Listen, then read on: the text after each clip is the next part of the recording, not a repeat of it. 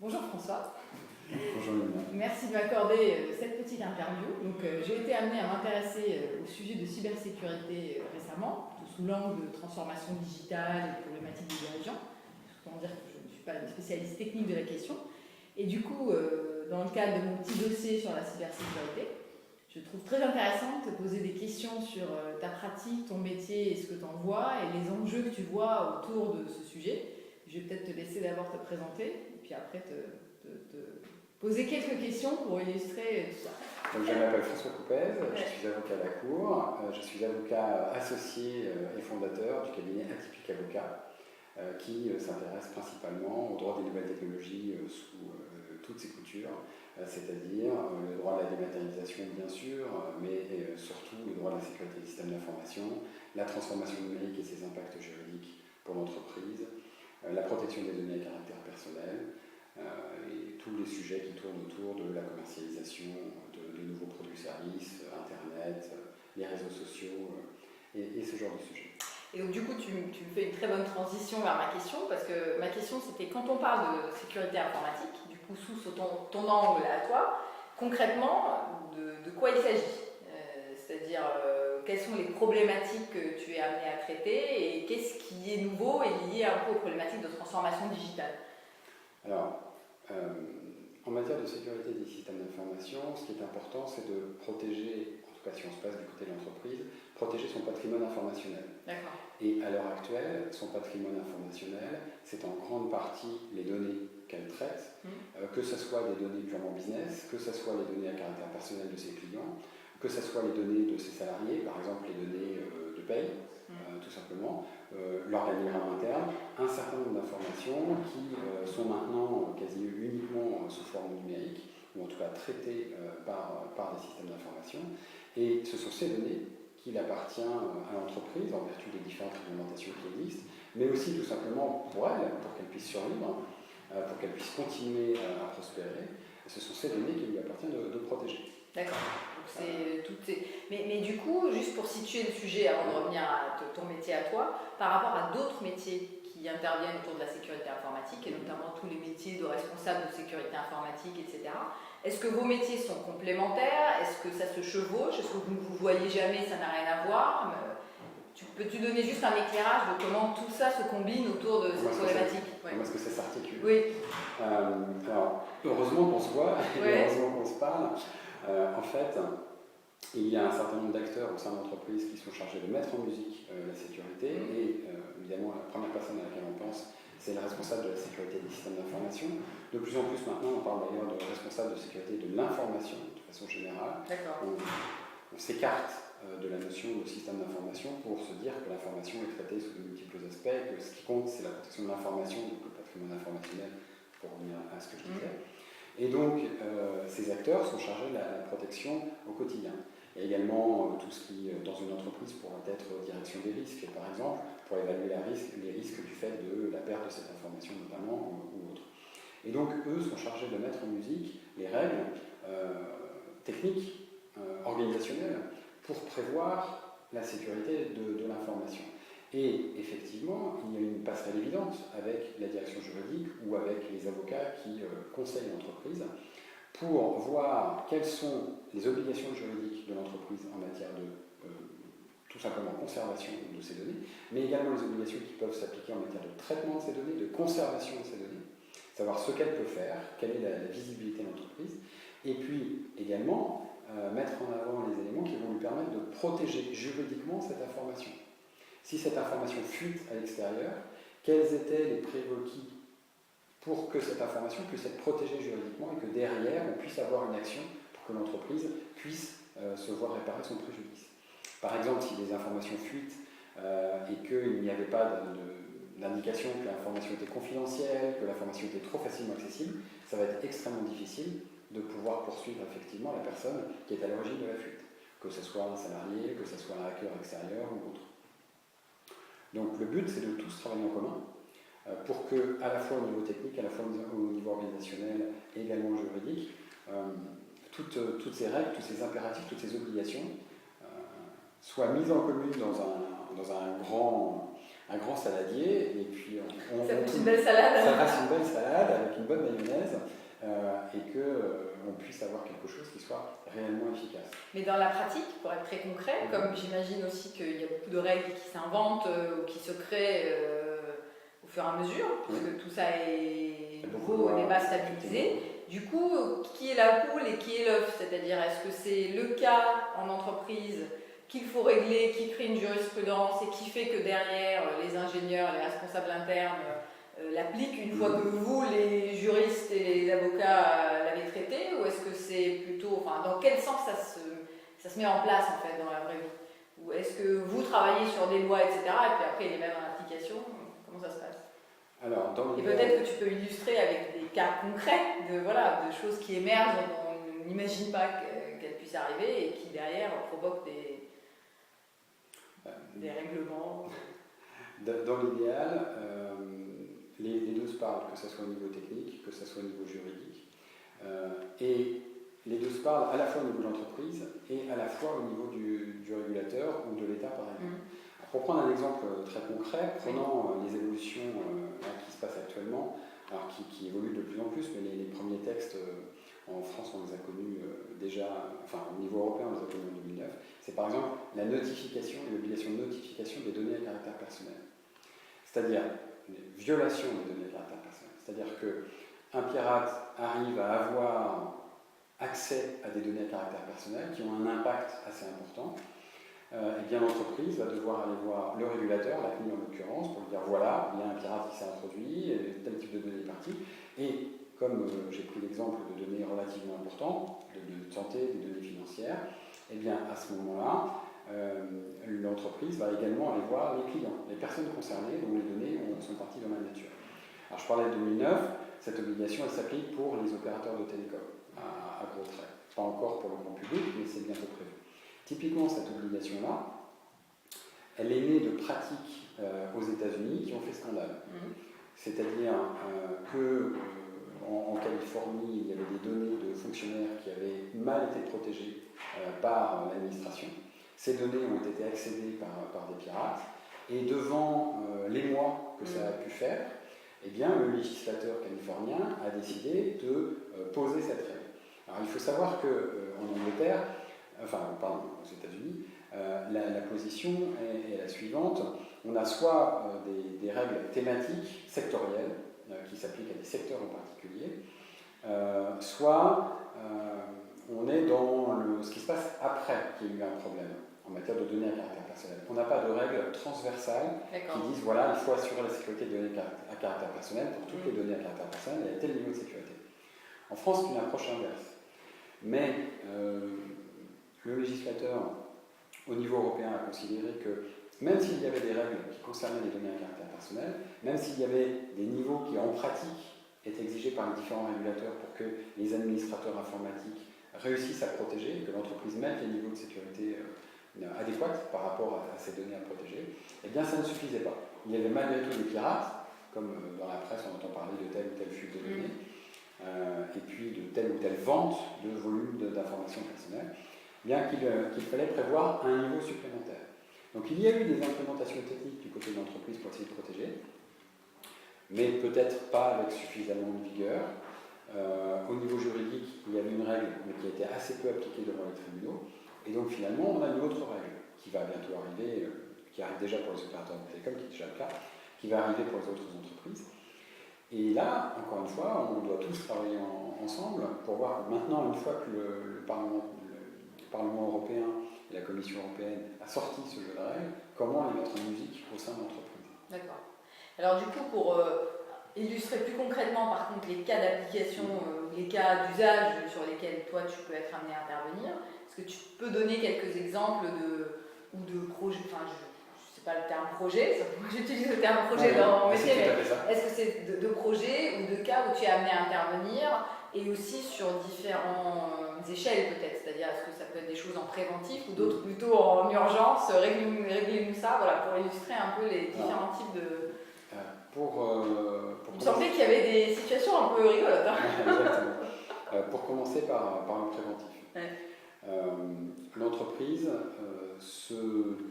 de par la pression réglementaire extérieure, doit protéger donc les informations et notamment les données à caractère personnel de ses clients, de ses salariés et autres.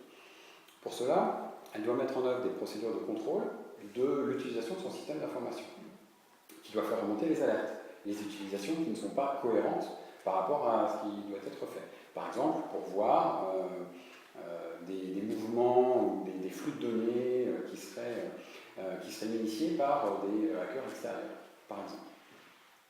Et donc, dans ce cadre-là, elle va dire, voilà, je vais mettre en œuvre des procédures de contrôle, mais quand je mets en œuvre ces procédures de contrôle, est-ce que quand je conserve des logs de connexion, donc les traces informatiques, est-ce que je les conserve suffisamment de temps? Est-ce que je ne les conserve pas trop longtemps? Sachant qu'il y a des règles juridiques qui disent combien de temps minimum on doit les conserver et combien de temps maximum on doit les conserver. Évidemment, pas les deux mêmes textes. Et puis surtout, qu'est-ce que j'en fais de ces données? Avec quelle finalité est-ce que je les traite? Et puis quand ce sont des données des salariés, ça veut dire que éventuellement ce sont des salariés auxquels on peut reprocher certains comportements sur le système d'information. Par exemple, de se connecter à des sites à usage personnel, ou faire leur shopping en ligne, enfin, sur voilà. le web soft. Pour les cas les plus soft, en général, ceux qui passent devant les tribunaux sont des cas beaucoup plus... alors, il y a un certain nombre de comportements qui sont plutôt du genre diffamation, injure, que ce soit vis-à-vis d'autres salariés ou vis-à-vis de l'employeur. Il peut y avoir des consultations de sites illicites. Il peut y avoir des consultations de sites licites, mais que la morale réprouve, plus ou moins. Alors, des sites pornographiques, des sites zoophiles, des sites échangistes. En jurisprudence, c'est assez divers et bigarré. Il y a un certain nombre de cas qui ont donné lieu à des applications et qui ont considéré que ces usages-là étaient abusifs par le salarié. Mais pour mettre en œuvre les procédures de contrôle et voir réellement ce qui peut être fait, il faut prévenir auparavant le salarié des contrôles. Et il faut faire une déclaration auprès du régulateur, en l'occurrence la CNIL, ou avoir un correspondant interne qui va s'occuper de gérer les traitements, pour savoir très précisément ce qui peut être fait, avec quelle finalité, qu'est-ce qui va être fait comme contrôle, comment ça va être conservé, qui pourra avoir accès à ces éléments, etc. etc. Donc en préventif, premier élément, c'est mettre en place une charte d'utilisation des moyens de communication électronique, qui va être annexée au règlement intérieur, qui va suivre tout le formalisme du règlement intérieur, donc qui va être communiqué, partenaires sociaux, etc. etc. Et dedans, on va décrire, donc c'est un document qui peut facilement maintenant prendre 12-14 pages, ce type de charte, qui précise les règles d'utilisation du système d'information de l'employeur. Ça, c'est pour le côté préventif. Voilà les règles, vous les connaissez, on a fait la déclaration CNIL qui va avec. Et donc maintenant, on va pouvoir mettre en œuvre le contrôle. Ça, c'est effectivement un projet, un accompagnement qui va permettre de travailler avec la direction, par exemple, de la communication, parce qu'elle va vouloir que certains salariés s'expriment particulièrement sur les réseaux sociaux comme ambassadeurs de la marque employeur. Si on a dit dans la charte qu'en aucun cas il peut s'exprimer à titre privé sur l'entreprise, ça pose un petit problème, parce qu'a priori, s'il s'exprime à titre professionnel, il va pouvoir le faire aussi, enfin il va vouloir peut-être le faire à titre privé, ce qui serait normal, mais il faut une cohérence entre les deux. Au niveau des contrôles qui sont mis en place, donc tout ce qui est direction des risques et autres, direction juridique, direction informatique, parce que c'est quand même eux qui voient comment le système d'information fonctionne, et toutes les autres directions d'entreprise qui peuvent être impactées. Ça, c'est pour la partie préventive. Après, il peut y avoir des abus. Et lorsqu'il y a un abus, il va falloir investiguer et essayer de remonter, savoir si c'est externe, si c'est interne, est-ce qu'il faut aller voir le régulateur pour dire attention, les données ont été accédées, comment est-ce que ça se gère dans l'urgence, et puis aller finalement éventuellement au contentieux. Si au final l'employeur décide une sanction et qu'un employé qui aurait un usage extrêmement abusif du système d'information se fasse licencier, eh bien peut-être qu'il va contester son licenciement. Peut-être qu'il va dire la déclaration CNIL qui a été faite ne couvrait pas les contrôles qui ont été opérés. Donc preuve illicite. Et on l'écarte, et donc on ne peut pas licencier pour ça. Ou alors peut-être que la charte ne couvrait pas. Et donc information préalable qui n'a pas été faite, donc ça ne couvre pas, etc. Et on se retrouve à discuter, en tout cas sur ces questions-là, sur des éléments de preuve, des éléments de traçabilité, d'intégrité des logs, quand est-ce que le disque dur a été accédé, qui avait le droit d'y accéder, qui a fait l'opération, est-ce que c'était en interne, en externe. Et maintenant, évidemment, qu'on parle de réseaux sociaux, maintenant qu'on parle d'utilisation des outils personnels, soit tablette personnelle, soit téléphone personnel, toutes ces problématiques-là sont démultipliées. Dans la pratique, par rapport au temps, par exemple, que vous passez sur l'ensemble de vos projets ou missions, le préventif prend à peu près quel pourcentage de votre activité et le curatif, j'ai envie de dire, prend combien de... C'est-à-dire juste avoir une idée de la profession, est-ce que c'est 50-50, est-ce que c'est 20-80? Aujourd'hui, on est actuel. C'est très variable selon les avocats, tout simplement parce qu'il y a des avocats qui travaillent beaucoup plus en conseil, d'autres beaucoup plus en contentieux, parfois qui font les deux, il y a la licence. En ce qui me concerne, je ne fais que du conseil. D'accord. Donc j'ai du préventif, j'ai également de l'alerte en urgence une fois que qu'est-ce qu'on fait maintenant, mais par contre je travaille avec des avocats pour l'aspect purement contentieux, devant les prud'hommes par exemple, ou quand il s'agit de porter plainte par exemple. Et de travailler avec les organismes qui sont pas du cours, type BEFTI, CLCTIC, enfin je pense qu'on en parlera. D'accord. Du coup, pour toi, on en a un peu parlé, mais du coup ça m'intéresse de le voir par rapport à ce que tu observes, les transformations en cours liées au numérique, etc. Les grands enjeux pour la sécurité informatique dans l'entreprise, quels sont-ils? Et est-ce qu'ils sont liés plus à certaines fonctions qu'à d'autres, ou à certains secteurs d'activité qu'à d'autres, ou comment tu définirais ça? Alors, j'ai tendance à penser que maintenant, la sécurité informatique concerne toutes les entreprises. Qu'il y en a un certain nombre qui ne s'en sont pas encore complètement aperçus. Et j'ai pu entendre, que ce soit parmi des clients ou d'autres responsables d'entreprise, directeurs, PDG, etc., j'ai pu entendre parfois Sony, ça ne nous arrivera jamais. À l'heure actuelle, ça peut arriver à tout le monde. Donc il faut bien avoir en tête que ça peut se produire pour toutes les entreprises. Tu peux juste détailler à quoi tu fais référence, parce que tout le monde ne suit pas forcément beaucoup. Sony Entertainment Pictures a été attaqué, a priori par des pirates qui on suspecte qu'ils viennent d'Apple en particulier, en réaction par rapport au fait que Sony Pictures ait sorti un film qui était présenté comme se moquant du dictateur du pays en question, la Corée du Nord. En pratique, d'après les personnes qui l'ont vu, c'était un peu plus nuancé que ça. Mais bon. Et donc ils ont réagi et ils ont attaqué Sony Pictures et ont tiré des gigas et des gigas et des gigas de données qu'ils disséminent au fur et à mesure et qu'ils rendent publics, qui ont pu conduire d'ailleurs au départ de la vice-présidente de Sony par rapport à des mails qui ont fuité dans lesquels elle avait un ton et un discours qui n'étaient pas complètement politiquement corrects. Et puis des informations salariales qui ont pu sortir, enfin énormément de choses qui concernent la vie même de l'entreprise, pas uniquement le fait que Sony fait des films. Bien sûr, ça a été impacté par le fait que les mails qui sont sortis parlaient d'acteurs, par exemple. Mais il y a eu également des données salariales, ça a touché tous les aspects de l'entreprise.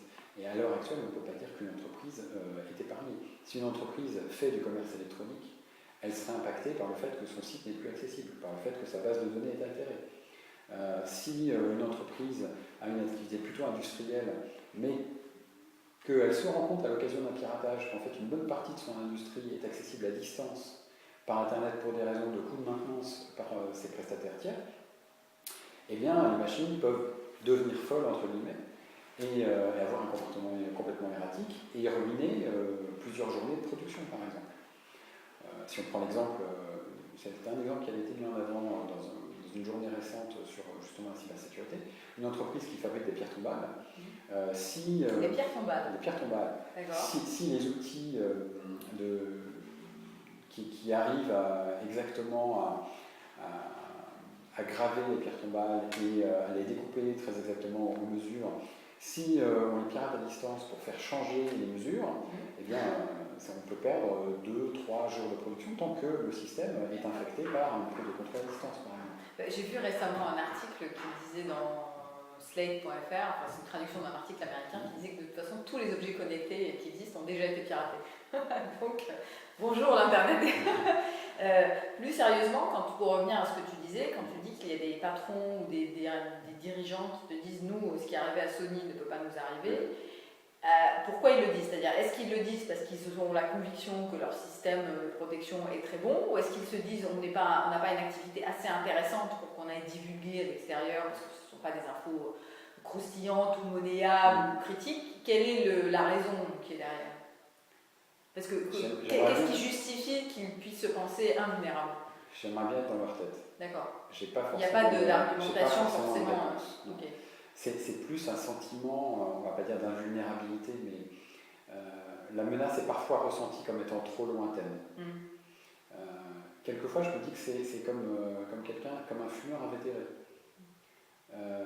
Un fumeur invétéré qui en est à 3 paquets par jour, il sait qu'au bout d'un moment, il risque d'avoir un gros problème de cancer. Et on a beau lui dire, continue. Parce que c'est parfois considéré comme trop lointain.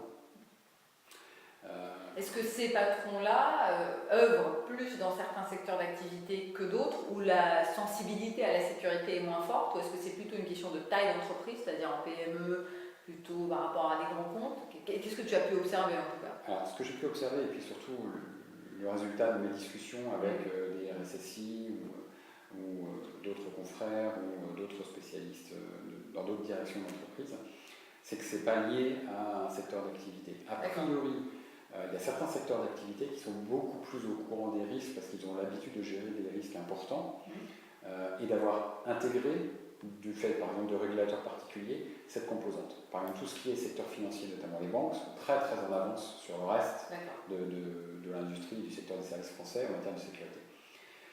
On pourrait supposer que tout ce qui est industrie du logiciel, par exemple, est très en avance aussi. Ce n'est pas forcément les informations que j'en ai. A priori, c'est plutôt le secteur de l'industrie qui serait un peu plus en retard. Alors que pourtant, les risques sont presque aussi importants en secteur bancaire. Au secteur bancaire, on a des gens qui sont là pour gagner de l'argent, qui vont pirater, qui savent qu'il y a de l'argent à gagner quelque part en piratant. Des comptes à divulguer. Voilà. Sur les systèmes industriels, on peut être plus sur des attaques ayant comme origine des États.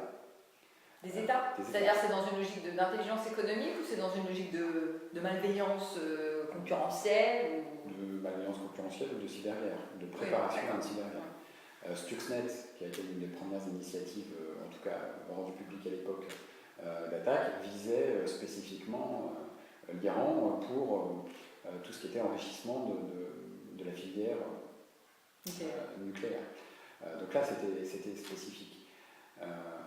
Il y a pu y avoir des attaques qui ont été révélées ou pas sur des éléments assez importants en matière de production d'énergie, en matière de production d'eau ou autre, pas forcément française, mais de façon générale. Si on regarde les résultats que donne un moteur de recherche tel que Shodan,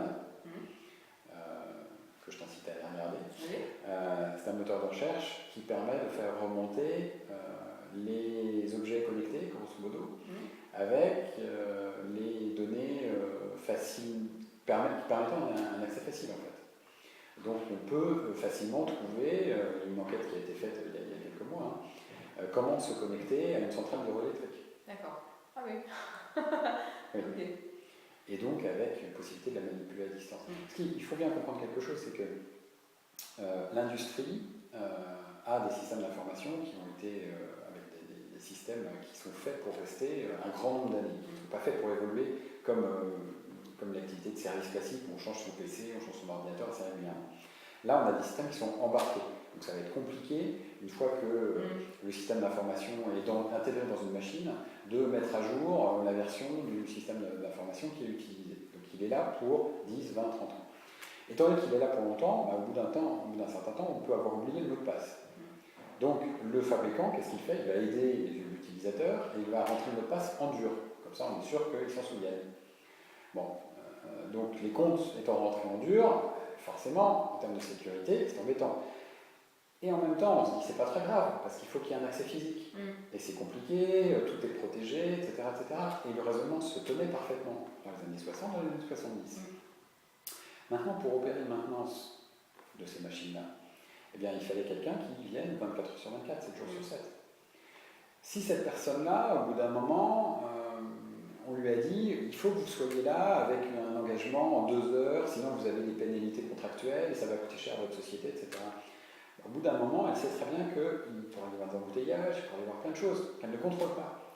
C'est quand même plus simple d'avoir aménagé un système qui fait que, hop, en installant un petit système, un petit logiciel, clac, on va brancher avec un petit matériel et on est sur Internet.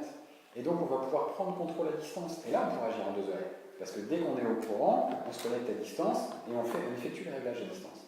Mais comme la sécurité des systèmes qui embarqués n'a pas été faite pour justement protéger des lieux extérieurs, ça n'était pas censé être connecté à l'extérieur. Du fait de cette connexion-là, on a des vulnérabilités très importantes. Oui, c'est intéressant de voir le cheminement, en fait, la manière dont les choses se passent. Le secteur de l'industrie est un des secteurs qui est tout particulièrement visé par la NSSI, donc l'Agence nationale de la sécurité des systèmes d'information, dans le cadre des nouvelles obligations imposées par la loi de programmation militaire qui est arrivée à la fin de l'année dernière, pour justement avoir des règles en matière de protection ce qu'on appelle les opérateurs d'importance vitale, les OIV. Et toi, du coup, est-ce que tu interviens plus particulièrement sur certains secteurs ou est-ce que c'est vraiment votre activité, elle est tout secteur confondu en fonction de la problématique? Ou est-ce que du coup, il y a un moment donné, il est nécessaire de rentrer dans le détail et de connaître le fonctionnement, les spécificités d'un secteur d'activité pour bien adresser ces problèmes? Est-ce qu'il y a une spécialisation verticale, j'ai envie de dire, ou pas encore? C'est toujours mieux d'avoir une spécialisation verticale. Moi, pour ma part, j'ai travaillé 8 ans à la direction des affaires juridiques du groupe Société Générale. C'est plutôt la banque. Plutôt la banque. Donc c'est sûr que j'ai une meilleure connaissance du secteur financier, des impératifs particuliers, des demandes des régulateurs, parce qu'il y a à la fois la CNIL, mais il y a des régulateurs spécifiques au domaine financier, notamment la CPR, l'autorité de contrôle prudentiel et de résolution, qui agit particulièrement, qui fait des contrôles, qui impose des niveaux de sécurité particuliers. En plus de la NSSI, qui considère que grosso modo toutes les banques de la place un peu importantes sont des OIV. Parce que justement, la problématique des OIV, c'est si jamais une entreprise de taille assez importante tombait, on considère que c'est un OIV si ça pouvait avoir des répercussions sur l'État, sur le fonctionnement général de la vie au sein de la société. Donc on imagine bien que si une grosse banque se faisait pirater, que tous les systèmes étaient inaccessibles pendant une semaine, on voit bien les répercussions énormes que ça pourrait avoir. Donc on imagine bien que cette banque est OIV. Même si le fait de dire telle ou telle personne est OIV est pour le moment protégé par le secret de la défense nationale. Ah d'accord, ok. Ce n'est pas quelque chose qui est communiqué avec ça. Non. C'est ce qui est d'ailleurs très compliqué pour pouvoir adresser les problèmes. Ça va être levé bientôt, la NSSI s'en occupe, mais pour le moment c'est une réalité. Donc on connaît le nombre exact, mais on n'est pas censé savoir précisément qui est dedans ou pas.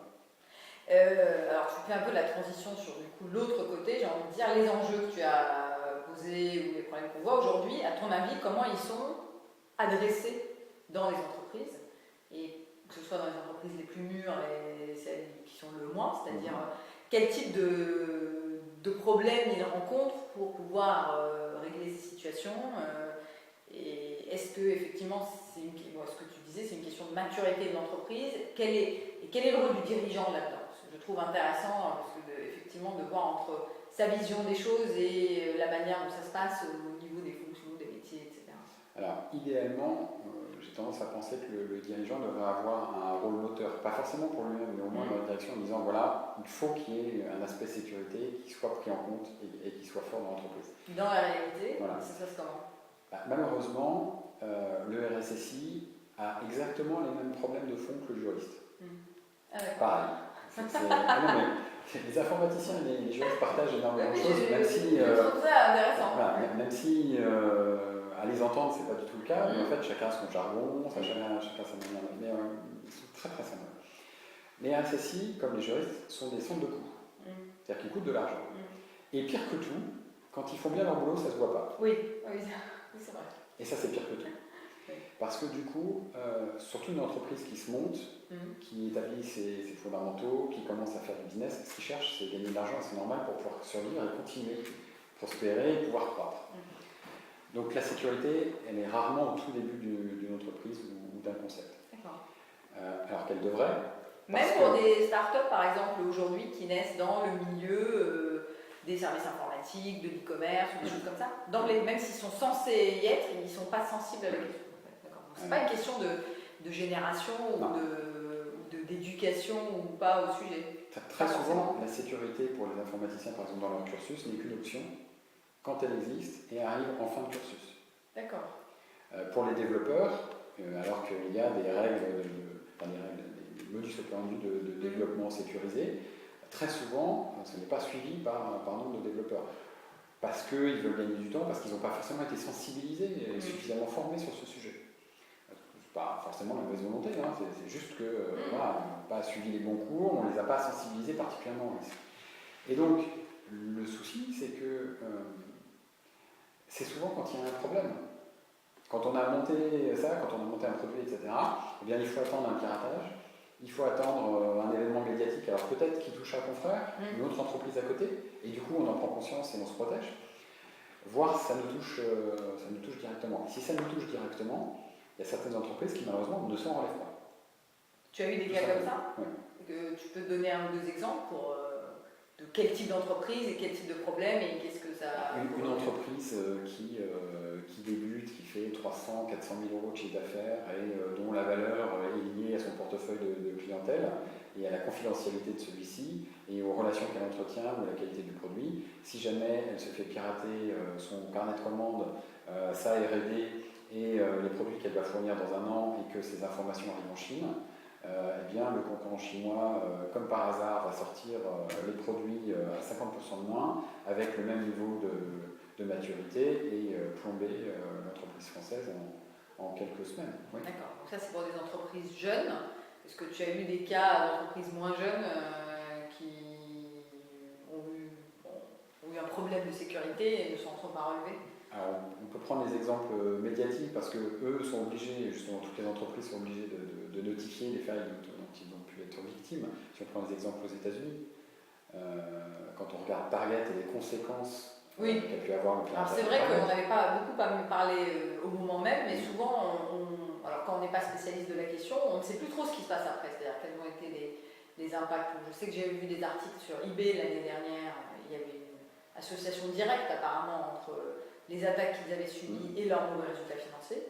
Mais dans le cas de Target, par exemple, qu'est-ce qui s'est passé après? Dans le cas de Target, après, le RSSI a été viré, le DSI a été D'accord, viré, c'est des conséquences internes. le PDG a été viré, et puis ils ont dû mettre à niveau, non seulement payer pour mettre à niveau la sécurité de l'ensemble de leur système d'information, passer à un système de paiement par carte en changeant, changer le système de paiement par carte, donc changer tous les terminaux de paiement, provisionner pour tous les frais de procédure, parce qu'il y a des procès qui commencent à émerger contre eux de façon assez importante, ça leur coûte extrêmement cher. Ça leur aurait coûté moins cher s'ils l'avaient fait en préventif? Bien parce sûr. qu'il aurait fallu de toute façon changer tous les systèmes, etc.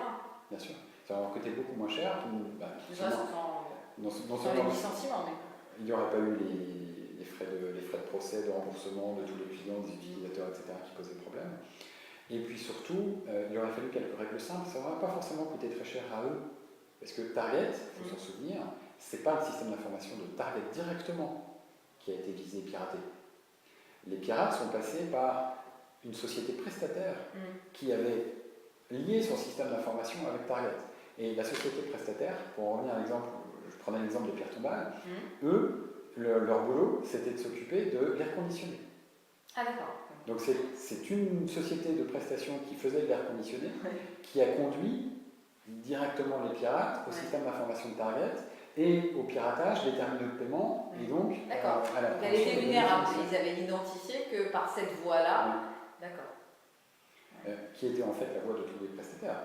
Vu la manière dont Target gérait la relation avec ses prestataires, rien n'était sécurisé de ce point de vue-là. Donc il suffisait de trouver une voie d'entrée facile auprès d'un des prestataires de Target.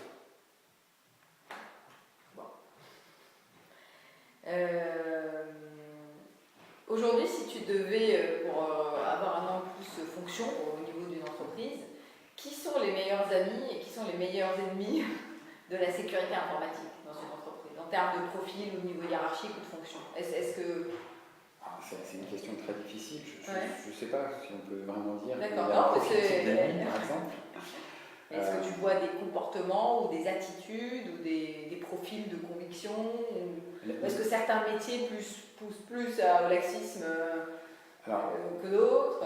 Il est sûr que les métiers pour lesquels le but est de faire de la rentrée d'argent, de faire de la rentabilité, de faire du commercial, et qui savent parfaitement que plus on met de sécurité, plus on risque de gêner le client dans le processus d'achat, par exemple, vont être un peu plus réfractaires à mettre de la sécurité, parce que ça va impacter directement leur business.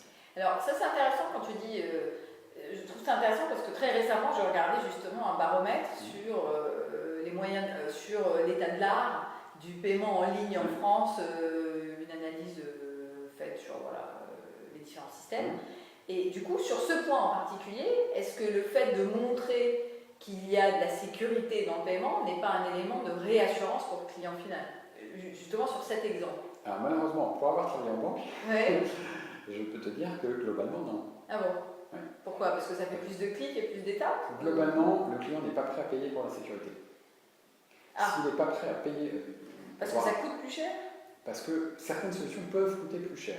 Quand on donne nos choix aux clients en disant, voilà, soit ça va vous coûter un peu plus cher, mais vous êtes parfaitement en sécurité, soit ça va vous coûter un peu moins cher, mais attention, il y a des risques.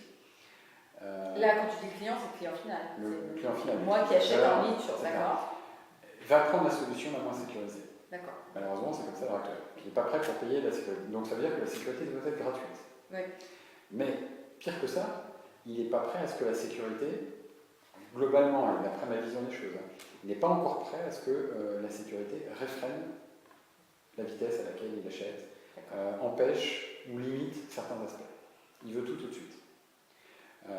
Par exemple, le consommateur va dire c'est absolument pas normal, les banques ont pris énormément d'argent, elles n'ont pas investi dans la sécurité parce que les solutions qui ont été mises en place dans la carte bancaire, par exemple, les clés n'étaient pas suffisamment longues. C'est une honte. Mais en même temps, si les clés étaient plus longues, ça veut dire que quand vous passez au péage, vous devez attendre une seconde de plus. D'accord. Personne n'est prêt à attendre une seconde de plus.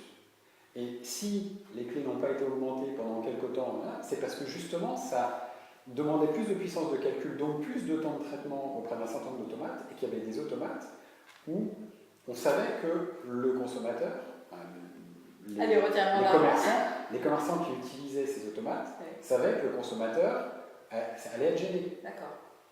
Et c'est vrai qu'on n'est pas prêt, à un péage, à attendre 3 minutes, enfin, j'exagère, mais 3 fois plus de temps que sa carte revienne, parce qu'elle va être 3 fois plus sécurisée.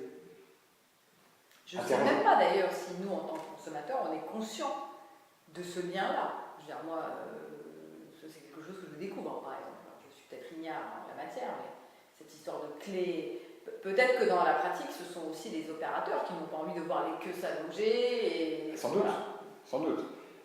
Mais quand on fait des enquêtes d'opinion, quand on voit par exemple les initiatives des banques dans les années 2000 pour utiliser une carte à puce pour que chacun puisse se connecter sur son banque en ligne, sa banque en ligne à domicile, personne n'a acheté la solution de carte à puce. Personne. Ça a été un flop retentissant. Mais donc du coup, pour en revenir à ma question de meilleurs amis ou meilleurs ennemis, c'est qui le meilleur ami? Je donnerai pas de nom. Parce que, quelque part, c'est vrai que ça peut paraître un peu caricatural, mais c'est vrai que, du coup, comment on sort de cette situation? C'est-à-dire que, j'ai envie de dire, pour faire le parallèle avec la direction juridique, aujourd'hui, dans les entreprises, je ne connais pas tous les patrons d'entreprise, mais globalement, j'ai l'impression que la direction juridique est plutôt perçue comme un partenaire de l'entreprise. Bien sûr qu'elle va mettre des contrôles, des garanties, etc., mais on ne la conçoit pas comme quelqu'un qui empêche l'entreprise d'avancer. On la conçoit argumenter. Ça dépend des entreprises. Peut-être ça dépend des entreprises, mais c'est quand même pas l'empêcheur de tourner en rond, parce qu'il y a beaucoup de dirigeants qui savent aussi que ça leur permet de se protéger. C'est malheureusement... La sécurité informatique n'en est pas encore à ce stade? Si, elle en est au même stade. C'est pour ça qu'elle est au même stade. Malheureusement, la direction juridique est souvent prise comme un mal nécessaire, par beaucoup. C'est en train de changer. Et la problématique est exactement la même pour la sécurité et les RSSI. C'est en train de changer. Parce que justement, c'est le rôle des RSSI, c'est le rôle des juristes et autres, de montrer que, d'abord, il faut que l'entreprise le fasse, parce que sinon, il va y avoir de telles sanctions maintenant en augmentation croissante que, de toute manière, c'est sa vie même qu'elle va jouer, l'entreprise. La possibilité de continuer s'il y a un problème. En plus, il y a des possibilités de pénalité ou autres, d'effets d'image de plus en plus importantes à l'heure actuelle. On parle quand même, il y a un projet au niveau européen qui prévoit que ne pas avoir mis en place des processus de sécurité suffisamment importants pour les données à caractère personnel sera puni de 5%, un montant financier, 5% du chiffre d'affaires annuel mondial. C'est pas mal. Donc on a des pénalités qui sont maintenant, qui pourraient devenir très très très importantes. Ça c'est un aspect, mais ça ne doit pas être le seul. Il faut voir aussi que la sécurité peut être un élément différenciant et un élément porteur vis-à-vis de la clientèle. Parce que ce que j'ai dit sur le client n'est pas encore prêt, c'est votre marketing que vous devez travailler. Ce que j'ai dit sur le client n'est pas encore prêt, je pense qu'il sera bientôt prêt. Et je pense que c'est à nous, à tout le monde, de faire en sorte qu'il soit prêt à le faire. Que c'est de l'éducation de façon générale, que c'est de l'hygiène informatique, comme dit la NSSI, pour faire en sorte que on respecte les processus d'hygiène classiques. Par exemple, avec ses sous-vêtements, eh bien, on doit traiter le mot de passe comme un sous-vêtement. On le prête à personne. On le lave tous les jours. On le change régulièrement. C'est exactement la même chose. Sauf que il y a des gens qui le font avec les sous-vêtements, qui ne le font pas du tout avec le mot de passe. Eh bien, c'est quand on arrivera à avoir ça et que tout le monde sera sensibilisé à ce genre de choses, alors on a un réflexe qui sera partagé. Pas forcément uniquement le boulot des RSSI et des juristes d'arriver à ça, mais d'y contribuer et de mettre en place des solutions pour que les produits de l'entreprise soient valorisés en disant voilà, la sécurité c'est quelque chose en plus, on vous propose ça, ça ne vous coûtera pas forcément plus cher et on a trouvé des solutions juridiques et techniques pour que ça ne prenne pas forcément plus de temps parce qu'on a évolué, essayé de trouver d'autres choses et vous n'en aurez que des avantages, donc choisissez cette solution-là. Est-ce que tu as en tête un exemple, par exemple, d'une entreprise qui a bien su vendre son approche ou qui a mis en place quelque chose de différent et qui a bien communiqué dessus pour donner un exemple? Il y a une société, sans faire de pub, mais... Sans faire de pub et sans m'engager sur... On n'est pas à la télé en même temps. Sans m'engager sur la réalité de leurs déclarations. D'accord. Je pense vraiment à titre personnel, mais je n'ai pas étudié leurs documents, je les connais... voilà. Je pense qu'une entreprise telle que Withings, par exemple, qui fait des objets connectés, notamment des balances connectées, etc., communique énormément sur la confidentialité des données à caractère personnel, la manière dont ils traitent les données à caractère personnel, publie des informations sur le sujet, met en avant le fait qu'ils sont français, donc astreints à des réglementations françaises, même s'ils ont des centres de recherche un peu partout. Mais, tu trouves en tout cas qu'ils ont une démarche intéressante en termes de marketing du sujet. Clairement, ils se positionnent comme nous, on fait des objets connectés qui vont vous collecter des données personnelles et ça peut être embêtant, mais on essaie de le faire le mieux possible. Pas seulement pour vous apporter du service, mais pour protéger vos données. S'ils le font réellement, encore une fois, je ne porte pas du jugement de valeur, etc. Je pense qu'effectivement, ça a un argument différenciant. Après, on verra. Est-ce qu'ils sont plus sécurisés que les autres? Est-ce qu'ils seront victimes d'un scandale? Ou au contraire, pas du tout? Moi, personnellement, je pense vraiment je crois à leur engagement. Mais du coup, ça fait le lien aussi avec quelque chose que tu as dit un peu tout à l'heure. Est-ce que pour toi, les affaires qui touchent le grand public et dont les médias se font le relais font avancer le schmilblick dans la bonne direction? C'est-à-dire, est-ce que ça contribue à sensibiliser les clients, etc. Ou est-ce qu'au contraire, ça crée un climat anxiogène, négatif, pessimiste? Enfin, quel impact tu vois et l'impact sur, du coup, les professionnels derrière? Je pense que ça a un impact relativement positif. Relativement positif. Parce que ces problématiques émergent. Et avant, on en entendait très peu parler.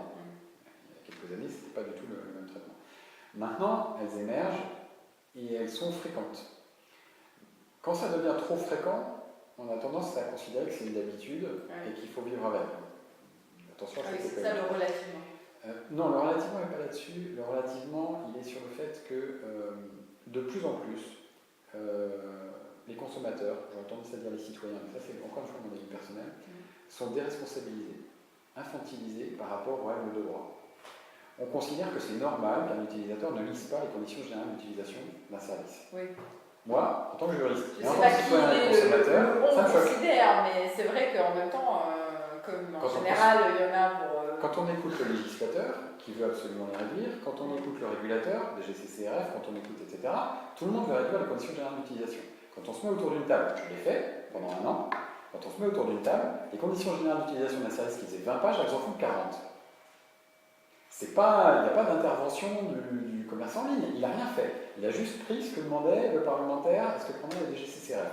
Doublement du nombre de pages. Et il faut qu'il y ait, alors évidemment, il y a 40 pages, donc c'est beaucoup trop, donc du coup, il faut qu'il y ait des résumés. Donc on va résumer, on va mettre en gras, on va mettre des pictogrammes, comme ce que veut l'Union européenne en matière de données à caractère personnel. On va infantiliser. On va faire en sorte que, de toute manière, l'utilisateur va lire que les 3 lignes, donc il ne va pas lire le reste parce qu'on va lui dire il faut lire les 3 lignes. Et puis après, dans 1 an, dans 2 ans, dans 3 ans, on va se dire ah bah oui, mais il n'était pas au courant. Bah forcément, il y a que 3 lignes. Oui, mais ça part probablement d'une bonne intention qui est de se dire il va lire 3 lignes plutôt que rien du tout. Donc comment du coup, toi, tu règles le problème de il y a 40 pages et moi je veux acheter ma musique en ligne et je ne vais pas relire la mise à jour des conditions d'utilisation pour faire référence à un service connu par exemple. Très concrètement, parce que même si on en a conscience, effectivement je vois mal beaucoup de monde se palucher 40 pages. Donc pour toi du coup, la sensibilisation elle peut venir comment? Extrêmement difficilement, et en tout cas pas forcément des juristes parce que c'est pas leur travail. D'accord. À mon sens. Ouais. On peut faire des trucs le plus sympathique possible, mais j'en discutais avec un responsable juridique qui avait pris un exemple. Moi, ce que j'avais fait aussi quand j'étais responsable juridique, c'est on écrit des conditions générales et puis on les fait lire à nos opérationnels. Et on arrive et on essaye et on leur demande s'ils ont compris. Oui, s'ils ont compris. S'ils ont compris. Et puis sinon, on réécrit. Le problème, c'est qu'il y a des textes impératifs qui nous obligent à mettre des mentions telles que. Et souvent, bon, on n'est pas complètement plus stupide qu'un autre, hein, même si on est juriste, on peut faire des trucs qui sont à peu près lisibles. Mais le problème, c'est qu'on ne nous attaque pas sur les trucs qui sont lisibles, où le retour est parfois bon. On nous attaque sur, mais pourquoi vous avez mis ça? C'est absolument incompréhensible. Ah bah oui, mais c'est le texte de loi. Quand on a un projet de loi de simplification qui vient de passer sur... donc il y a une loi de simplification, bon, il y en a récemment, des lois de simplification, il y en a tout le temps, tellement qu'on croirait que maintenant la loi c'est hyper simplifié. Alors qu'en fait, il y en a de plus en plus. Bon. On a un décret qui est sorti, qui nous a dit voilà, on va simplifier les mentions d'information sur les cautions. Bah, c'est super, on a augmenté de 23%. En un texte, il nous a fallu un texte de simplification, et on a augmenté la taille de 23%. Et ce sont des mentions obligatoires. Oui, bon. J'ai pas l'impression que le texte avant était moins simple, moins facile à comprendre pour l'utilisateur. Donc, c'est pas que la faute des juristes. Il faut pas, c'est facile de dire, ah bah ouais, les conditions générales d'utilisation, c'est écrit par des juristes, ça va être incompréhensible. C'est vraiment généralisé. C'est parce que les consommateurs, de toute manière, ne les liront pas, de toute manière, quoi qu'on écrive. D'ailleurs, à ce titre-là, je t'enverrai les conditions générales d'utilisation d'un accès Wi-Fi, où en fait, bon, les utilisateurs, les personnes qui étaient derrière s'étaient un peu amusées, et donc l'utilisateur, quand il acceptait d'avoir le Wi-Fi, il s'engageait à donner son enfant premier-né, à se vider de son sang à la première demande, etc. Mais c'est la même problématique que pour les modes d'emploi. Quand on regarde, les modes d'emploi, au début, étaient très fournis, puis ont quasiment disparu à l'heure actuelle. Et maintenant, on les retrouve sur des fichiers informatiques que personne n'a jamais consultés. Mais les rédacteurs des modes d'emploi, parfois, ils se sont amusés. Ils ont mis des petits trucs, parce qu'ils savaient très bien que personne ne les lirait jamais. J'ai peur que les conditions générales d'utilisation n'en arrivent là. Ça devienne. On nous impose de mettre énormément de choses dedans, sachant très bien que de moins en moins de personnes vont les lire. Oui, tu veux dire que c'est contre-productif au final et que ça n'aide pas à sensibiliser et responsabiliser les gens. Et ça, c'est pas seulement que les juristes qui doivent travailler dessus, c'est l'ensemble de la société. C'est les clients qui doivent se dire un jour, je vais les lire, et je vais demander à ce qu'ils soient compréhensibles. C'est le législateur qui va dire, ok, il faut vraiment cette fois-ci simplifier, mais je vais prendre des utilisateurs pour simplifier. Je ne vais pas pondre ça entre trois conseillers, et puis on va avoir une idée géniale. C'est vraiment, je crois plutôt, j'ai beaucoup cru à un organisme qui avait été monté en France qui s'appelait le Forum du droit sur Internet. Et dont le motto c'était la co-régulation. Il y avait à la fois une table ouverte, en fait, suivant les groupes de travail, et où il y avait des commerçants en ligne, des utilisateurs, il y avait le régulateur, des ministères qui étaient représentés, et on travaillait tous ensemble. Et pourquoi tu as dit j'avais beaucoup cru? Ça a été supprimé. Mais pourquoi? Pour être remplacé par autre chose. La raison est politique. Après, je ne sais pas pourquoi, etc. Mais politiquement, il y a une décision prise de non, ça y est, on remplace par le Conseil national du numérique. Je ne suis pas convaincu que le Conseil national, je n'ai rien contre le Conseil national du numérique, et version. Je ne suis pas convaincu qu'ils fassent du meilleur. Enfin, c'est pas une question de travail bien fait, c'est une question d'acceptation de leur travail par la communauté. Je pense qu'on a perdu quelque chose. Bon, du coup, tu me fais quand même de belles transitions et on s'achemine vers la fin de l'interview, même si on peut discuter des heures. Si tu devais aujourd'hui, pour revenir un peu à l'univers de l'entreprise, mener des actions prioritaires ou recommander 3 actions à mettre en œuvre à un patron, un dirigeant autour de la question, comment tu exprimerais ça? Est-ce que c'est par où commencer ou qu'est-ce qu'il faut adresser en premier ou quelles sont les fonctions à sensibiliser? Ce serait quoi? Alors, première chose, ça serait peut-être faire le diagnostic. Et donc, essayer de voir le niveau de sensibilisation des employés et des salariés en matière de tout ce qui est sécurité. De façon générale, je ne dis pas forcément que c'est aux juristes de le faire, hein, c'est à plusieurs, avec des groupes intégrant notamment les responsables du système d'information, pour essayer de voir quelles sont les actions de formation à mener et sur quel domaine et auprès de qui, pour essayer de viser véritablement les personnes les plus adéquates. Donc déjà, une espèce d'audit général de la connaissance de chacun, par le biais de petits questionnaires ou ce genre de choses. De jeux concours, je sais qu'on peut organiser un certain nombre de choses sur le sujet, que ce soit ludique et que ça permette d'avoir ces éléments-là. Deuxième chose, c'est que je pense qu'il faudra faire là également un espèce d'audit, mais cette fois-ci du patrimoine informationnel de l'entreprise. Quelles sont les informations produites, quelles sont les informations stockées, quelles sont les informations traitées, qu'est-ce qui a de la valeur, en vertu de quelle réglementation, qu'est-ce qui est obligatoire, combien de temps ça doit être conservé, qu'est-ce qui doit être labellisé particulièrement, etc. etc. Pour qu'on fasse une cartographie précise, également en matière de propriété intellectuelle, hein, donc vraiment de façon générale. Si c'est une entreprise de logiciels qui développe des logiciels, qui utilise des logiciels pour elle-même, savoir qu'elle a inclus des bouts de logiciels libres à l'intérieur de son logiciel et que ça va avoir des conséquences, ce n'est pas uniquement une conséquence de sécurité, certes, mais c'est tout aussi important dans l'évaluation de ce patrimoine informationnel, pour mettre une valeur sur le logiciel. Tous ces éléments-là à voir de façon cohérente. Et puis, une fois que l'audit du patrimoine informationnel a été fait, la sensibilisation du personnel, on sait à peu près à quel niveau là et sur qui il va falloir particulièrement agir, sensibiliser, faire des actions de formation, c'est aussi regarder l'historique de l'entreprise. Est-ce qu'elle a été victime d'actes, est-ce qu'elle a été victime de choses qui sont passées en interne, qu'elle n'a pas pu ou qu'elle n'a pas su anticiper, résoudre, comment est-ce que ça s'est passé? Très souvent en matière de charte, pour revenir au tout début, quand je suis saisi d'une charte, c'est rarement parce que le chef d'entreprise ou le directeur de telle entité a considéré que tiens, si on a une charte, ça serait super. C'est en général souvent parce que l'audit est passé avant et qu'elle a considéré qu'il y avait de graves manquements et qu'il fallait faire quelque chose et qu'une charte est une solution pour ce genre de choses. Mais peut-être surtout qu'il y a eu un salarié qui a énormément abusé du système d'information et il n'a pas pu être licencié. Et il a été licencié pour faute grave et puis il a réussi à tout faire annuler pour défaut de preuve et puis il a pris un gros chèque et que ça a fait un émoi énorme dans l'entreprise.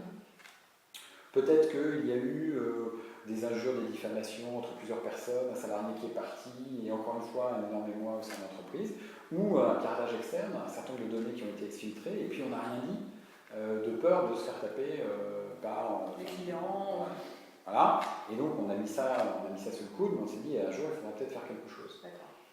Avoir cette vision historique, c'est très important pour savoir qu'est-ce qui est prêt à faire l'entreprise pour évoluer. Si elle a perdu 50 millions d'euros et que quelque part elle n'a rien fait avant 3 ans, son appétence au changement ne sera pas forcément la même. D'accord. Et il va falloir. Ça arrive.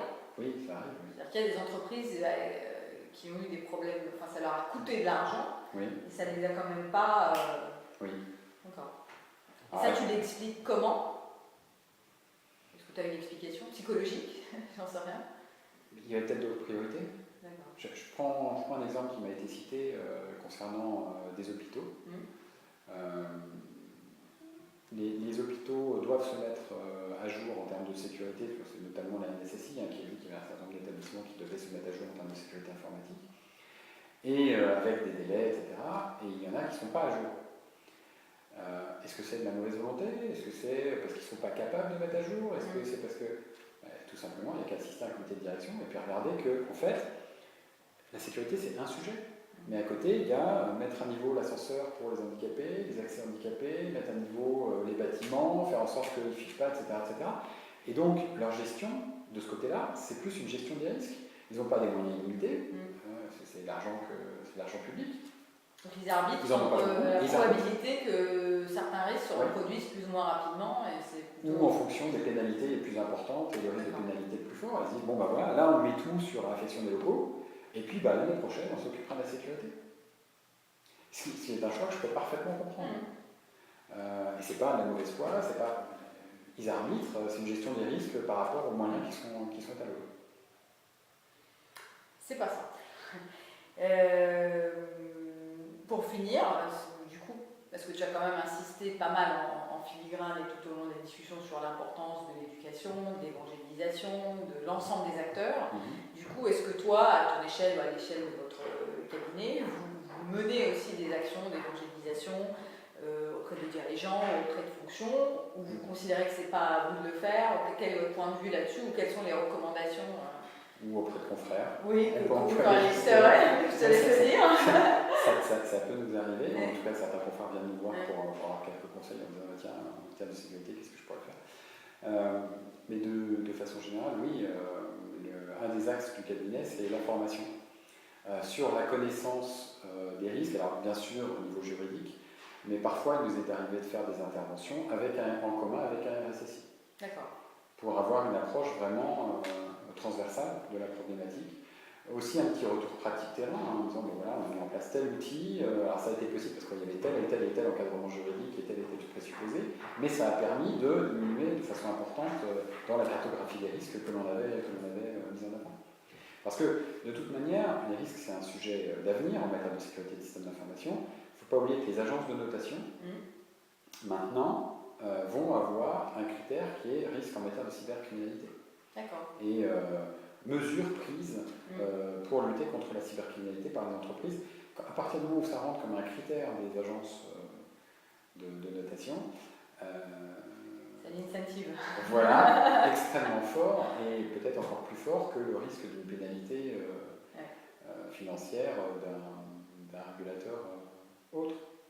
Et donc on va se demander, mais qu'est-ce qu'on a fait sur ce sujet-là? Merci beaucoup. Très intéressant. À suivre. À suivre.